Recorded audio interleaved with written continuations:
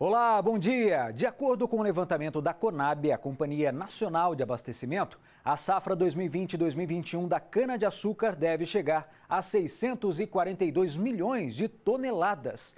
Em comparação à temporada anterior, o levantamento aponta uma retração de apenas 0,1%. Com esse volume estimado, o Brasil deve se tornar o maior produtor do mundo por 2 anos seguidos, com um recorde de pouco mais de 39 milhões de toneladas de açúcar.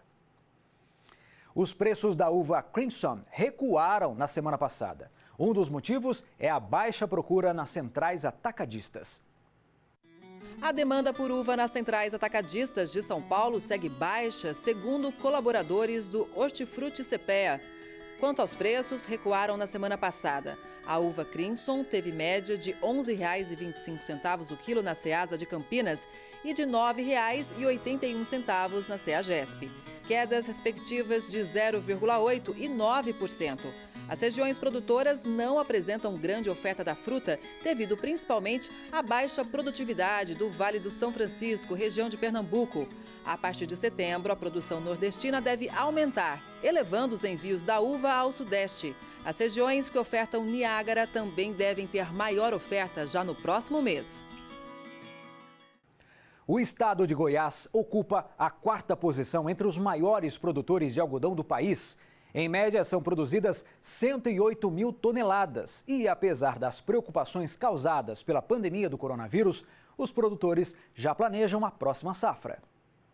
Um horizonte forrado por plumas brancas. Esse cenário pode ser visto cada vez com mais frequência aqui em Goiás. É que a produção de algodão no estado tem contribuído com a exportação goiana do agronegócio. A safra está andando bem. Nós temos praticamente 60% da área plantada está colhida no estado, né? E as produtividades estão boas. Eu acredito que a gente atinja o estimado, né? E o comércio, a comercialização da safra está mais lenta, né? As fiações no mercado interno aqui estão demandando menos produto nesse início, comparado aos outros anos, né? E o que tem saído é para exportação, né? Então tem um fluxo maior para exportação do que o mercado interno nesse momento. A pandemia atrapalhou muito o mercado do algodão aqui no estado de Goiás e num todo na região? Sim, ela na parte de produção não. Dentro das fazendas não mudou muita coisa, mudou alguns protocolos somente de higienização, né?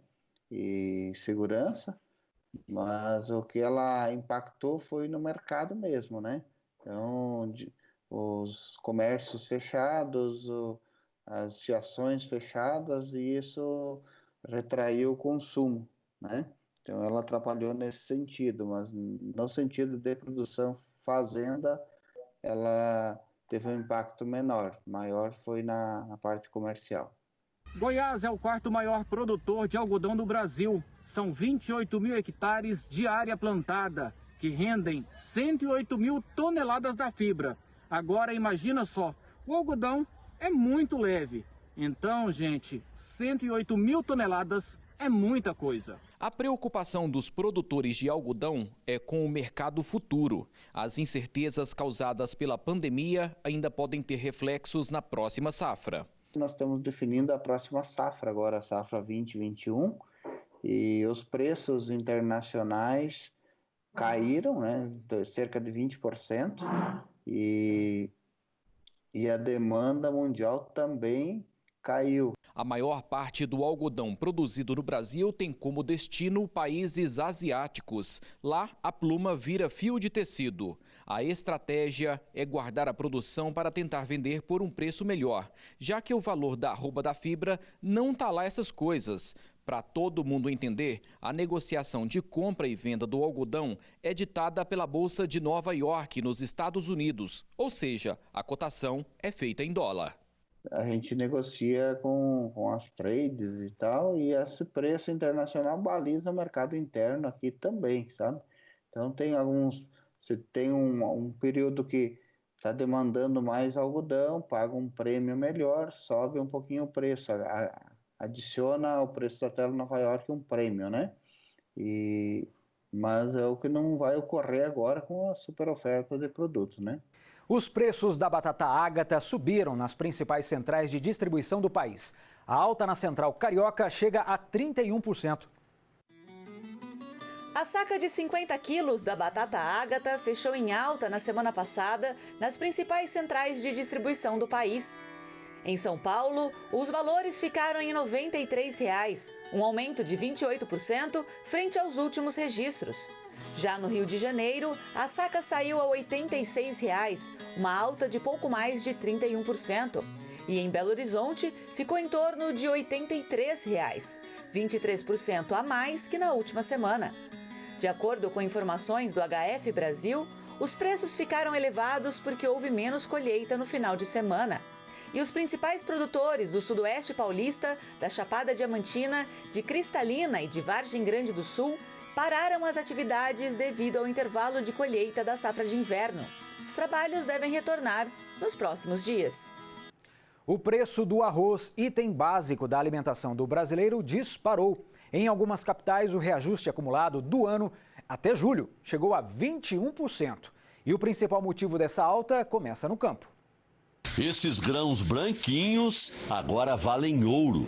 O preço do arroz disparou. Hoje eu assustei com o preço, porque eu pagava R$ 14,99 e hoje estava R$ 19,99. O que tiver na promoção, no caso aí, é que a gente leva para casa para consumir. No acumulado do ano até julho, o reajuste médio foi de quase 16%.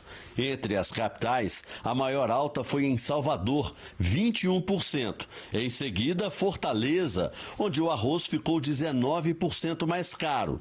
Belo Horizonte é a terceira nesse ranking, com alta de pouco mais de 18%. O mercado já sinalizava a possibilidade de subida de preço por causa da diminuição da área plantada.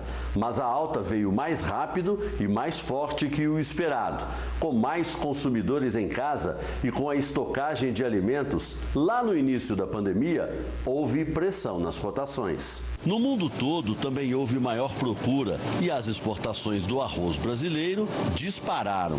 Apenas entre março e junho, o país vendeu quase o dobro do esperado para a safra inteira, 800 mil toneladas.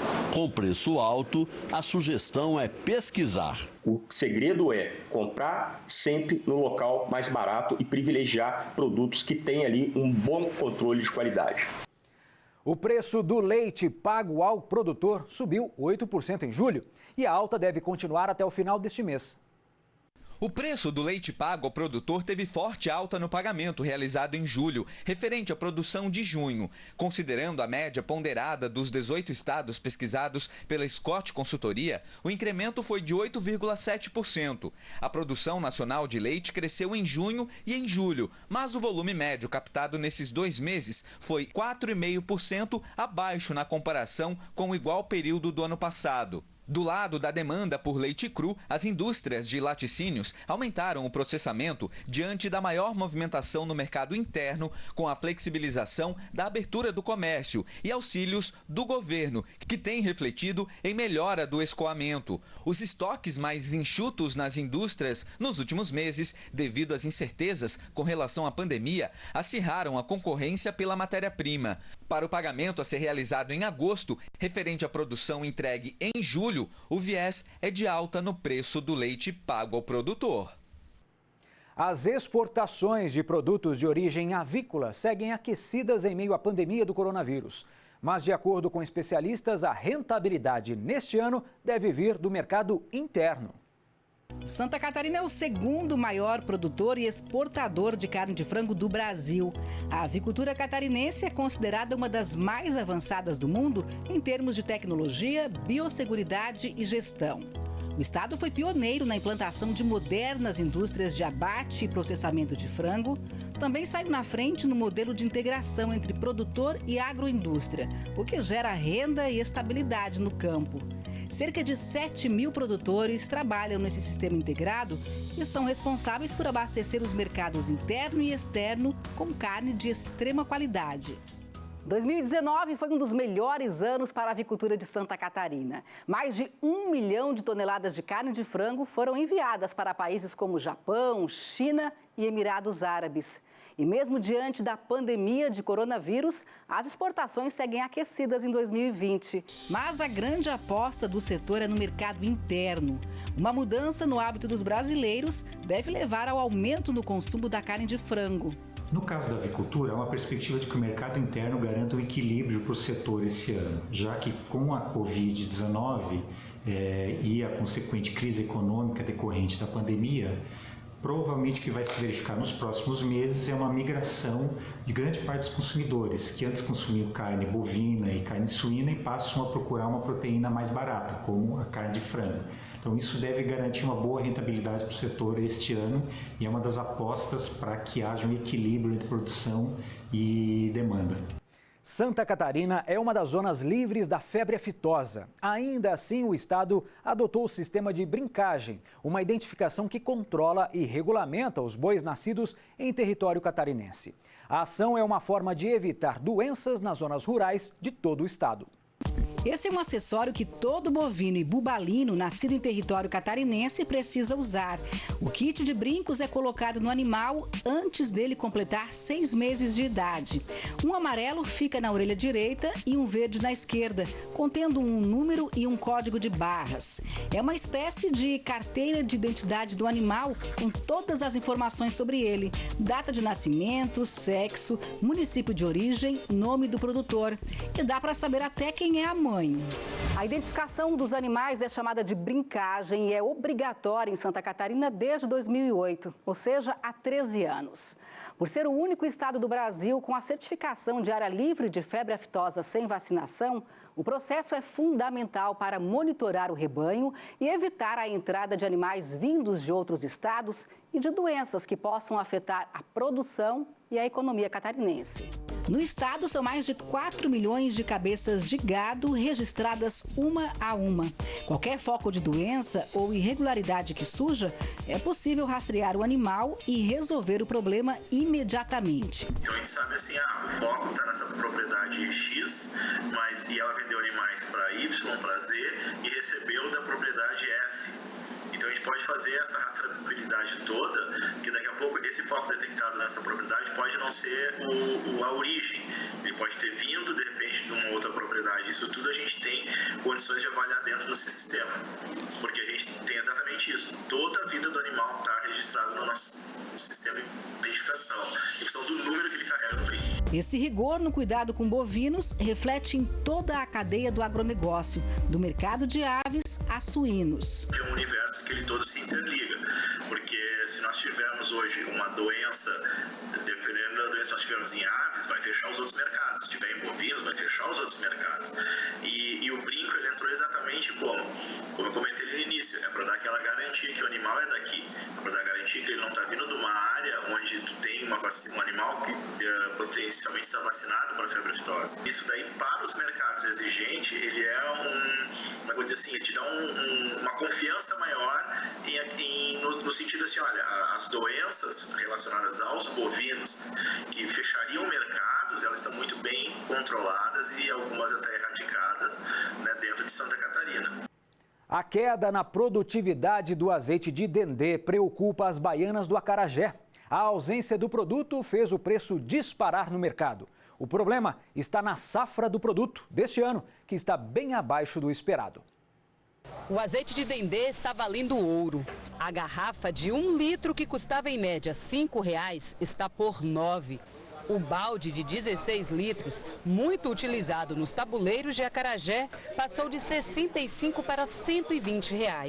E os comerciantes estão com pouco produto em estoque. Eles não estão querendo pegar pedido, porque já tem uns pedidos antigos que não estão conseguindo entregar. Então está um pouquinho complicado. Para as baianas de acarajé, que já estão em período de muitas dificuldades, esse é o pior cenário, porque o dendê está presente em quase todos os produtos do tabuleiro. Elas não vão ter condições de repassar esses valores para os clientes, porque os clientes também estão sem dinheiro. Como é que vai ser a vida de quase mil baianas, somente isso eu estou falando só na cidade de Salvador. A Bahia é o segundo maior produtor de azeite de dendê do país, ficando atrás apenas do Pará. Mas essa cultura muito comum na região da costa do Dendê, no Baixo Sul baiano, passa por uma crise. E a safra, que a cada ano vem diminuindo, em 2020 já está em falta. Pela falta de políticas públicas, vem passando por uma crise. E aí os produtores de dendê dessa região, eles estão substituindo o dendê por outras culturas ou não fazendo os tratos culturais que a cultura exige. Fatores como a entre-safra, o impacto da pandemia, que também afetou produtores, e a alta do dólar, elevaram o preço do produto, que teve um aumento de cerca de 80%. E um dos principais fatores para a falta do azeite de dendê no mercado é a alta procura pela indústria do biodiesel. Consumiu todo o estoque e finalmente estamos zerados. Está faltando dendê na Bahia, literalmente faltando dendê na Bahia. A expectativa é que só a partir do final do ano, com a nova safra, a situação melhore. Os preços da saca de milho subiram cerca de 5% nos últimos dias. Apesar do avanço nos trabalhos da segunda safra do grão, os produtores estão priorizando as entregas já contratadas e adiando novas negociações. Os preços do milho seguem avançando no mercado interno, influenciados pela baixa oferta do cereal no spot. Apesar de a colheita da segunda safra estar acelerada, produtores estão priorizando a entrega do milho já contratada e adiando as novas negociações à espera de valores ainda maiores. Com este cenário, compradores do mercado interno e exportadores acabam elevando suas ofertas. Segundo o CPEA, na última semana, o indicador Exalc-BMF-Bovespa, na região de Campinas, em São Paulo, atingiu o valor de R$ 55,51 a saca de 60 quilos, uma elevação de 5% em relação aos últimos registros. A média parcial de agosto, até o momento, é de R$ 53,40 a saca, 7,5% acima dos números de julho. A Polícia Civil e a Companhia Integrada de Desenvolvimento Agrícola de Santa Catarina fazem a Operação Campo Limpo. O objetivo é investigar o transporte ilegal de animais e manter o estado livre da febre aftosa.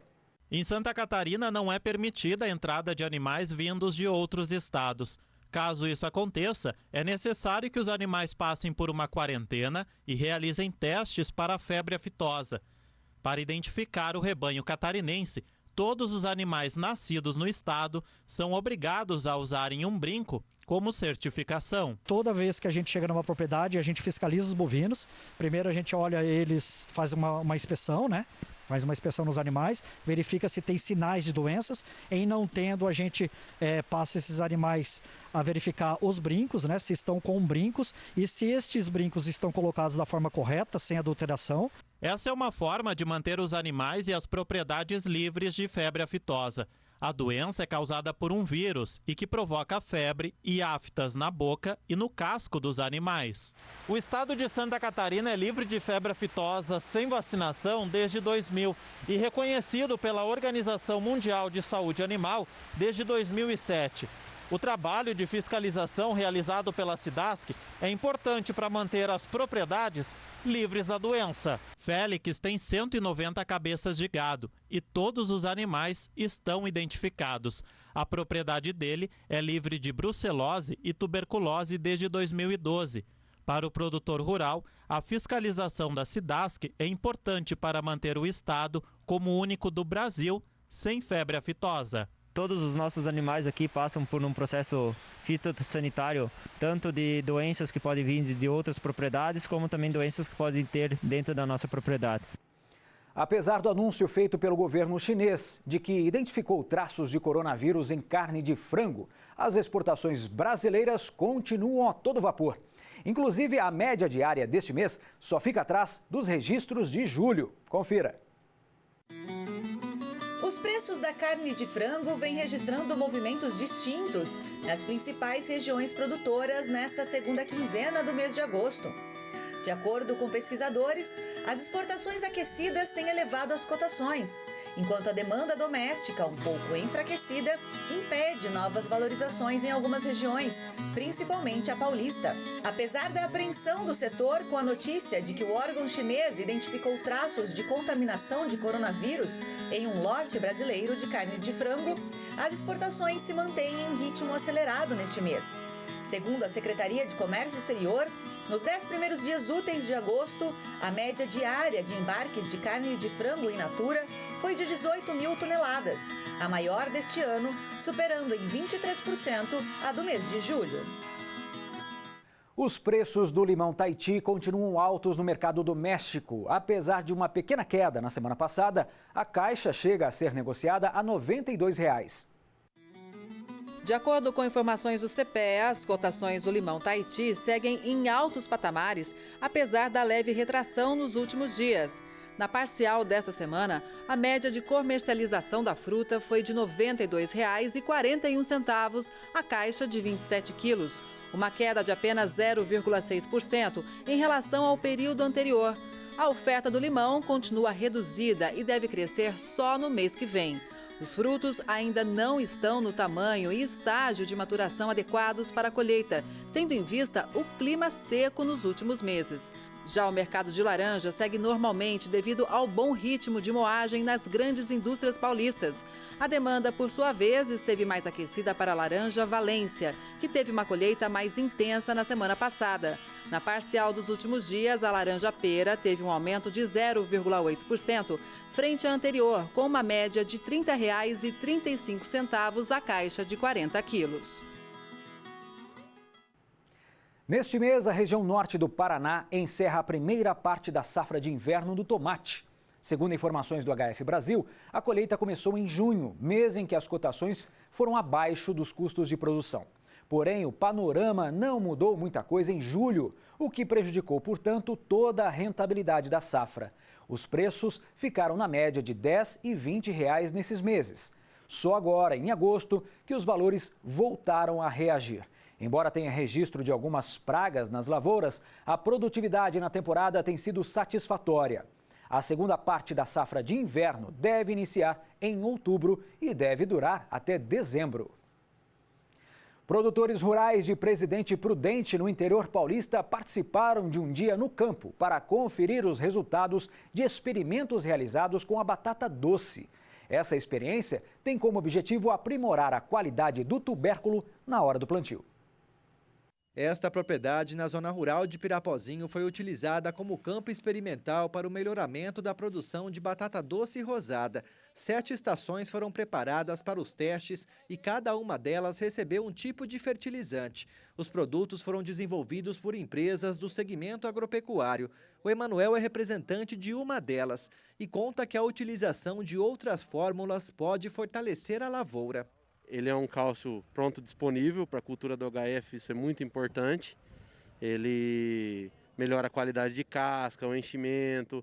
Afinal, todas as plantas e seres vivos da terra são cálcio dependentes. Então nós temos uma deficiência muito grande em cálcio, inclusive nos nossos solos. A gente consegue ver aí que a casca da batata está bem firme. A hora que ela bate, ela não rala. Isso aí vai melhorar muito a qualidade, o valor comercial da mercadoria. A colheita dessa plantação foi feita durante o dia de campo e agora serão realizados estudos para verificar quais foram as mudanças na qualidade do alimento após a utilização dos fertilizadores com novas composições. Nós resolvemos fazer o dia de campo com o intuito de potencializar mais o agronegócio aqui na nossa região, mostrando ao produtor de batata doce o que há de melhor em termos de tecnologia no cultivo da planta. Dados do Instituto de Economia Agrícola mostram que no ano passado, 148 mil toneladas de batata doce foram colhidas em São Paulo. O Oeste Paulista é responsável por 30% da produção no estado. A região também é considerada a melhor do Brasil pela qualidade da hortaliça. Nós temos os solos aqui arenosos, né, que a batata se dá muito bem com esse tipo de solo. E também pelas próprias condições climáticas, um tempo na período da chuva, a questão da horas de luminosidade também, isso daí influencia muito no sabor e da qualidade da batata. Ainda segundo o responsável pela Associação dos Produtores de Batata Doce de Presidente Prudente, o produto é responsável por 70% das exportações da cidade. O objetivo é aumentar o rendimento dos diversos tipos de batatas. Apesar da rosada ser predominante, né, nós temos também a batata de polpa amarela, temos a batata de polpa roxa e a batata também de polpa branca. Mas a predominante, a que mais se planta, é a batata de polpa rosada. O Luiz trabalha com esse tipo de cultura há pelo menos 30 anos e diz que a utilização do adubo e dos fertilizantes é o que mais contribui para o desenvolvimento da plantação. Ele acredita que alternativas sustentáveis precisam ser mais utilizadas, por isso cedeu um espaço na propriedade para a realização dos experimentos. Então, logo termina essa colheita, nós já vamos fazer as avaliações com pesagem necessária para ver a tecnologia de cada empresa empregada aqui. O indicador do boi gordo teve uma queda de menos de 1% nos últimos dias, porém os preços continuam firmes no mercado. Entenda. O indicador do boi gordo fechou a R$ 222,20 nos últimos dias, uma leve queda de 0,48% frente aos números da semana passada. Segundo informações do CPE, a sustentação dos valores ainda tem vindo da baixa oferta de animais prontos para o abate no campo e também das exportações que continuam a todo vapor neste mês de agosto. No atacado da Grande São Paulo, a carcaça casada do boi foi negociada a R$ 15,52 o quilo, um avanço de 2,11% no acumulado parcial do mês. A média da proteína em agosto está em R$ 15,42 o quilo. Essa é a segunda maior média da série, ficando atrás apenas dos números de dezembro do ano passado. Pois é, e falando de indicadores do boi gordo, o setor da pecuária está em um bom momento, mesmo em meio à pandemia. Os números positivos têm atraído pecuaristas de todo o Brasil que investem cada vez mais. O pasto é a principal fonte de alimento para o gado. Nesta fazenda são criados animais das raças Nelore e Girolando.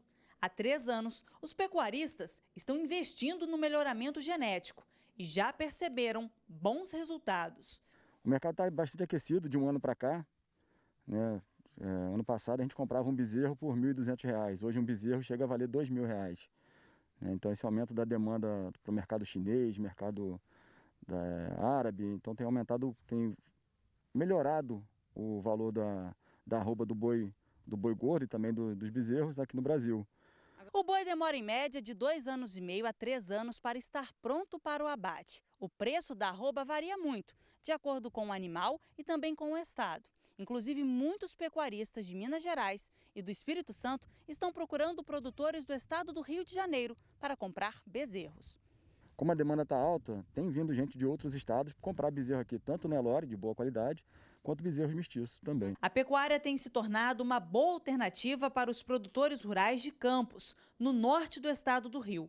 A região, que já ficou conhecida como grande produtora de cana-de-açúcar, aos poucos está mudando o perfil rural. A pecuária hoje, a pecuária de corte e a de leite, ela está entrando no município com bastante força e vai vindo substituindo a cana, que é um setor que infelizmente está numa fase de baixa produção, tá? Com poucas usinas funcionando aqui no nosso município. Então a pecuária de corte, a pecuária de leite vem ocupando naturalmente um espaço que foi aberto, que foi sendo desocupado pela cana-de-açúcar. Na região, o preço da arroba do bezerro varia de R$ 300 a R$ 330. Já a do boi gordo é vendida em média por R$ 230. A gente não tem um rebanho expressivo igual os estados maiores, né, que são mais produtores, igual Mato Grosso, Minas Gerais. Mas uma coisa que nós temos aqui no estado do Rio, nós temos bastante qualidade nos animais aqui.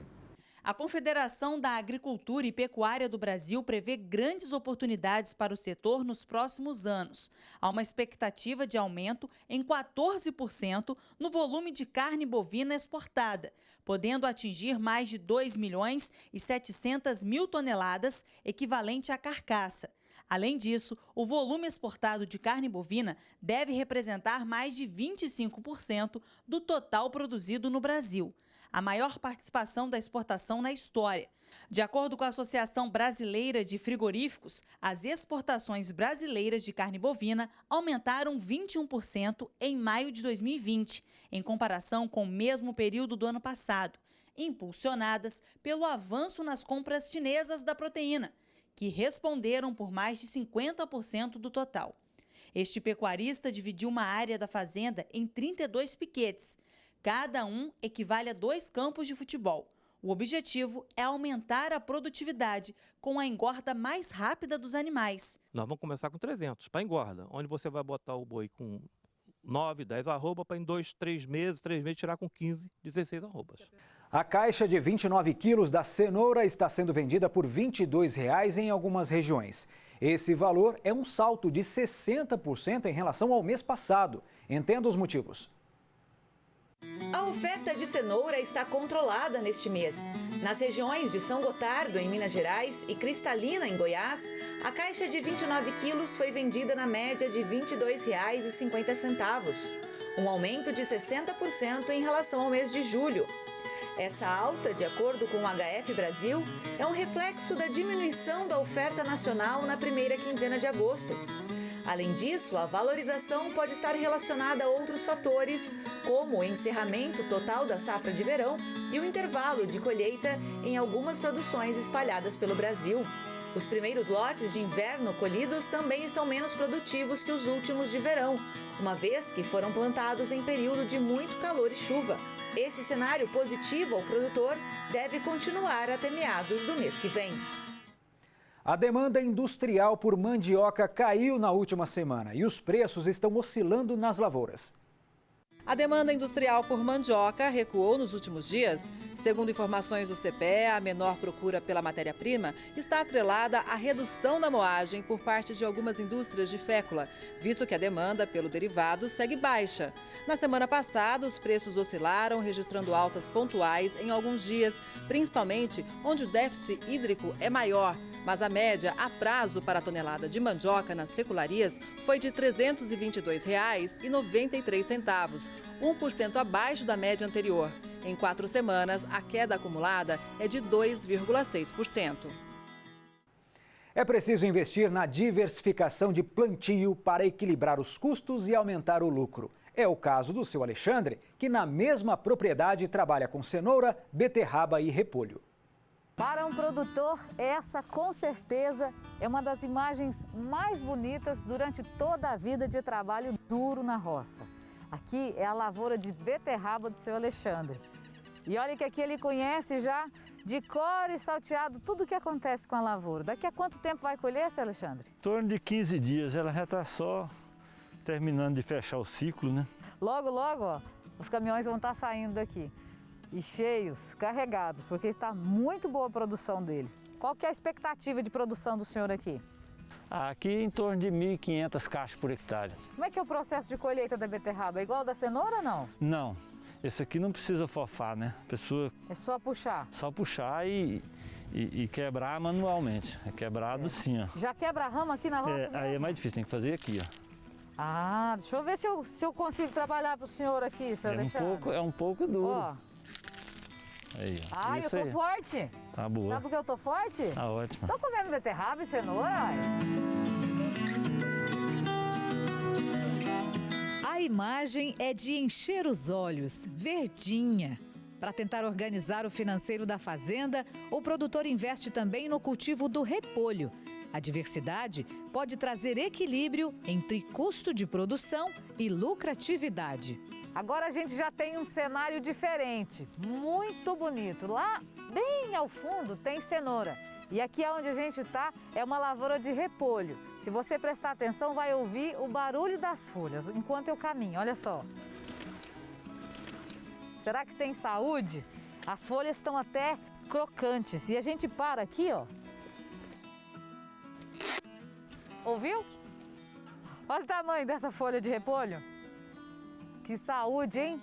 Mas isso gasta tempo e, claro, muita experiência para fazer funcionar. O ciclo do repolho é de 70 dias. Aqui ele está começando a fechar a cabeça. Como é que é produzir repolho? Como é que faz repolho? Você planta muda, né? E num ciclo de 55 dias ou de 70 dias, ele está pronto para colher. Como é que é o manejo dele? O manejo é difícil. Esse bicho aqui dá muito inseto, né? Então, nessa época não, tá frio, ele vai bem. Uma coisa que a gente observa aqui é que o seu Alexandre deve ter com fartura água, porque a cenoura gosta muito de água e a gente está vendo um pivô aqui bem grande. Quem gosta mais de água aqui na propriedade? A cenoura, a beterraba ou o repolho? Eu acho que o repolho. Cenoura também. Toda planta gosta de água, né? A gente estava olhando aqui, ó, que não tem nem como aparecer um outro tipo, numa erva daninha, um outro tipo de planta aqui no meio. A cenoura não tem jeito, né? Aparece, o senhor tem que fazer a desbrota dela e tem que tirar isso, né? Aqui já não tem essa mão de obra. Não, tem, só que a gente faz tem um produto que a gente aplica que ele congela a semente das ervas daninas. Aí já fica livre só para o repolho. Ele segura em torno de 30, 40 dias, aí o repolho tampa. E como é que está o mercado do repolho? Barato. Tá barato também? É R$7 hoje aqui na roça uma caixa de repolho. E quem é que colhe? O senhor ou quem compra do senhor já colhe? Quem compra já vem e colhe. Mais fácil do que as outras variedades? Mais fácil do que as outras variedades, do que a cenoura. Mas o senhor tem uma visão aqui dessa lavoura realmente de encher os olhos, né? Quando o senhor olha assim, de vez em quando o senhor fica reflexivo aqui?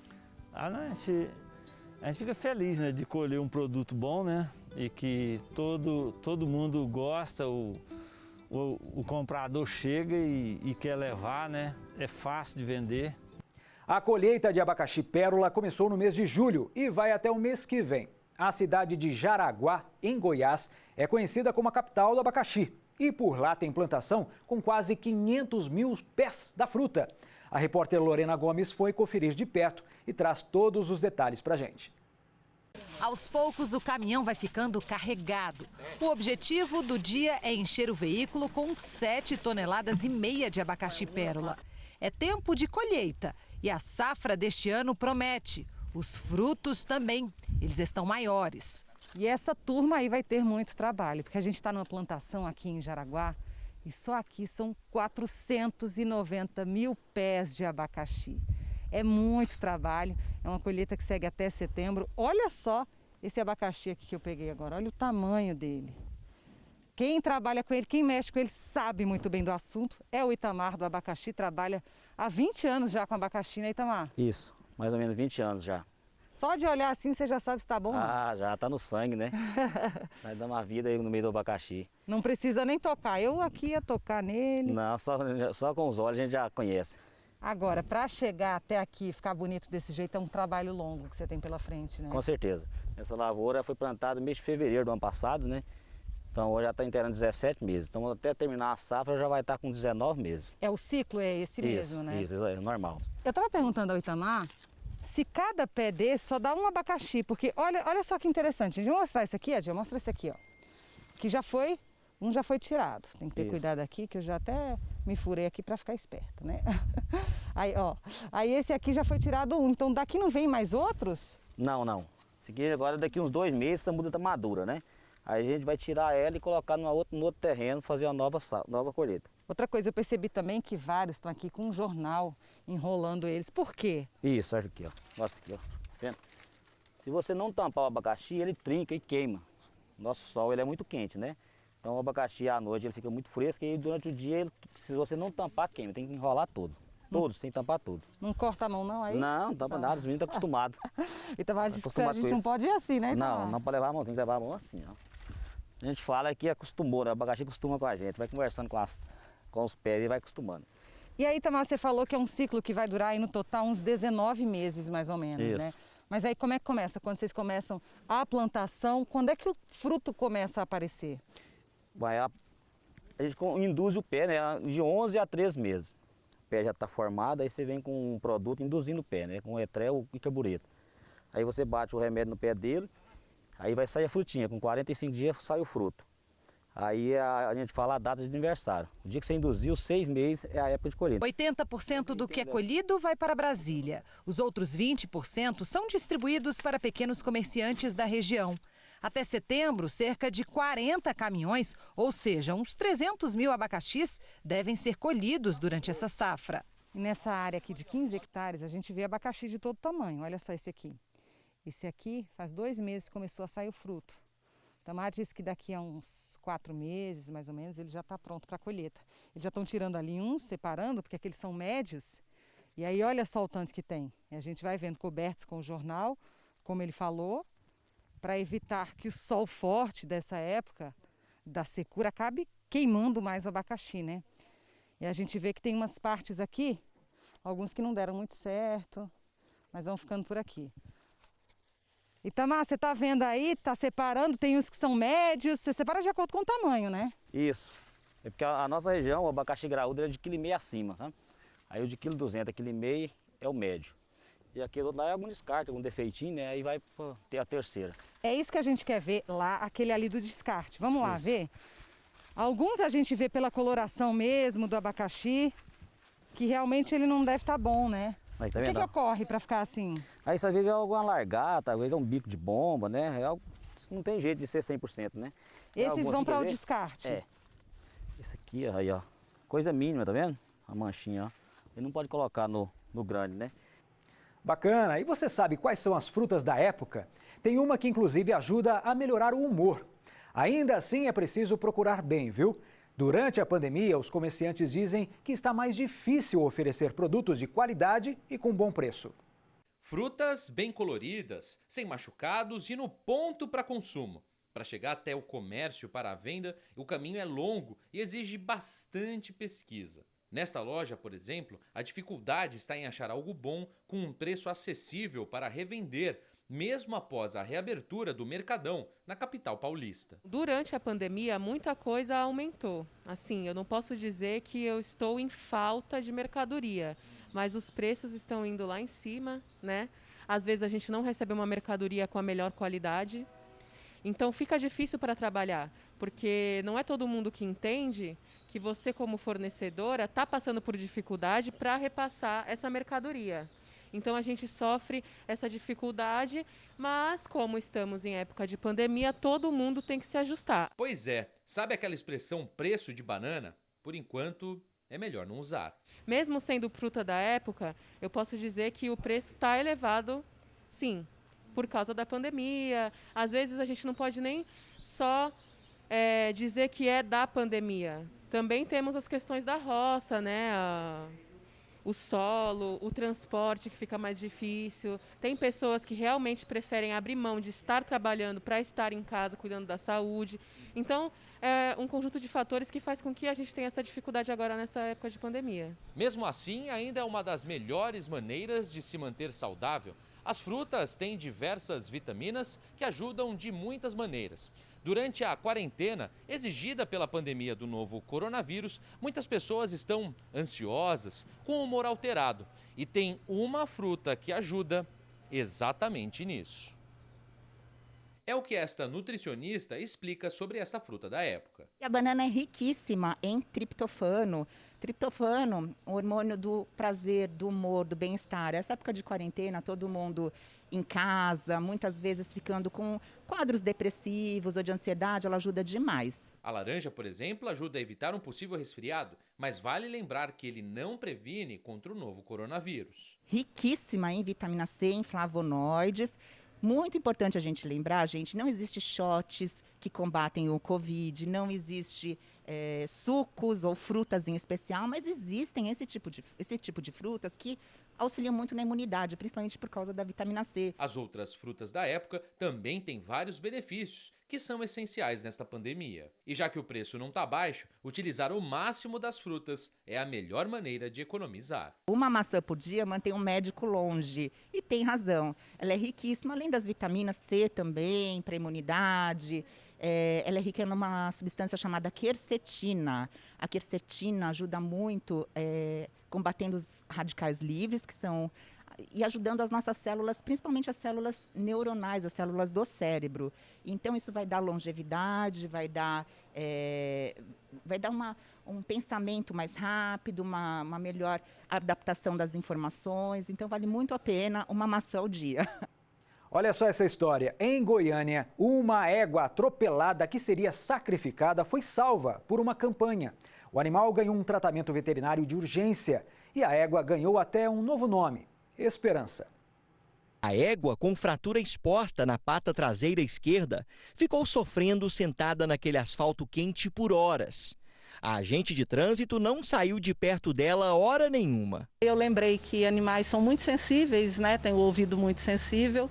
Eu falei, vamos isolar para ela ficar com menos contato com essa barulheira, carro acelerando, pessoas curiosas parando. 6 horas depois, 2 caminhões chegaram. O veterinário da prefeitura aplicou um relaxante muscular e a égua foi içada pelo guindaste. Ela foi colocada no caminhão prancha. Ainda sofreu até nesta hora, pois o metal estava quente demais. Doeu colocar ela ali em cima daquela prancha e saber que ela estava indo para nunca mais. Algumas pessoas decidiram se juntar para tentar salvar a vida do animal. Uma campanha de arrecadação de fundos foi iniciada. E ela foi trazida para esta clínica veterinária aqui de Goiânia, especializada em cirurgia em equinos. E por tudo isso que aconteceu, ela ganhou um nome que combinou muito bem com a situação. A égua agora se chama Esperança. Aqui na clínica ela ganhou tratamento VIP. A pata foi imobilizada e engessada. Os veterinários aplicaram alguns medicamentos. Ela está sendo preparada para a cirurgia. Identificamos pela radiografia que é uma fratura transversal, uma fratura de certa forma simples, não foi múltiplas, não tem muitos fragmentos, tem 2 pequenos fragmentos que vão ser retirados. E nós vamos colocar parafusado na perna dela 2 placas ortopédicas e depois uma bota de fibra de vidro, que é leve, muito mais leve que o gesso convencional e de muita resistência. E agora você vai conhecer um boi de 300 quilos que foi adotado como bicho de estimação. O animal foi criado com leite na mamadeira e tudo, e virou até o xodó de uma estudante no Paraná. Esse é o neném, que foi adotado pela Daiane ainda bezerro. É que logo que ele nasceu, foi abandonado pela mãe. Tratado na mamadeira, com muito carinho, o bezerro mais parecia um bichinho de estimação. Aprontava um monte. Entrava dentro de casa, já achasse a porta aberta, pegava a roupa no varal, mastigava a roupa. Essas fotos são do neném com 4 meses, sempre com a Daiane por perto. O problema é que o neném foi crescendo e o quintal ficou pequeno para ele. O destino, então, foi o pasto. Aqui tem espaço para aproveitar. Também tem comida à vontade, apesar de que o cardápio do neném é bem variado. Você já ouviu falar de boi tratado na base da bolacha? Eu dava bolacha pra ele como tática. Eu falava, vem neném, vem comer bolacha. E ele vinha, me seguia comendo bolacha. O boizinho é esfomeado, é uma atrás da outra. Ele prefere bolacha doce ou salgada? Salgada. Doce assim não é muito forte dele não. E ai de quem ousar atrapalhar a refeição.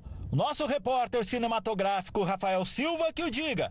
Foi pedir para interromper um pouquinho a distribuição de bolacha e aí levou um carreirão do boi. O boi de 300 quilos só fica calminho com a dona por perto. Aí, desse jeito, até eu me aventurei em alimentar esse grandão. Ó. Aê. Mais do que bolachas, o que não falta por aqui é amor. Um sentimento distribuído em farta quantidade. O que vai ser do neném daqui para frente? Pra mim, eu quero que ele fique aqui até os últimos dias de vida dele. Meu amor por ele é muito grande. E o amor é isso. Eu falo que o amor que eu sinto por ele, ele tem por mim, é o amor mais verdadeiro que eu já vi de um animal. O Record News Rural de hoje fica por aqui. Até a próxima. Tchau.